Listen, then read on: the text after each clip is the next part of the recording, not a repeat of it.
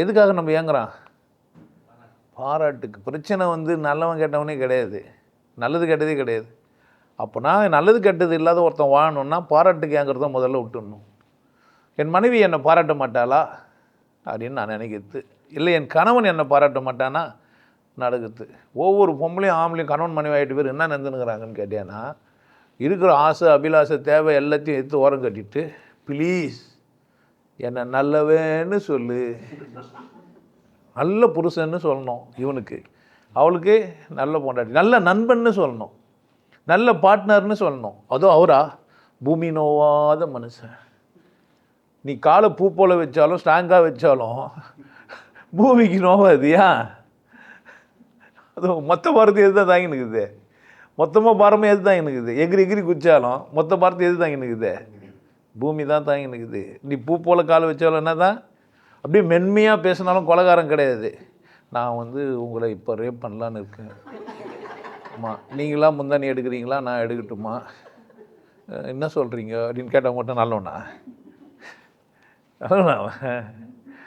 அப்போ பேச கற்றுக்கிறான் மனுஷன். அப்படியே அழகாக பாவல்லாம் பண்ணி அப்படியே வாங்க, ரொம்ப நாளாக பார்த்து வச்சு வாங்க, அமருங்க. எதில்? தனியாக பிளாஸ்டிக் சேர் போட்டு வச்சுக்கிறான், தனியாக பிளாஸ்டிக் சேர் போட்டு வச்சு உட்காருன்றான். ஒரு நாய் உட்காந்துருந்தா ஏந்து வந்துக்குது. நான் இந்த சேர்லாம் உட்கார மாட்டேன்னு சொல்லணுமா இல்லையா? உனக்கு ஒரு சேர் எனக்கு ஒரு சேர், எல்லாம் ஒன்றா தானே உட்காந்துக்கிறேன்னா ஓகே தானே.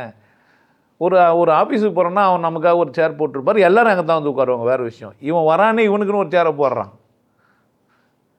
இப்போ நல்லவனா கெட்டவனா?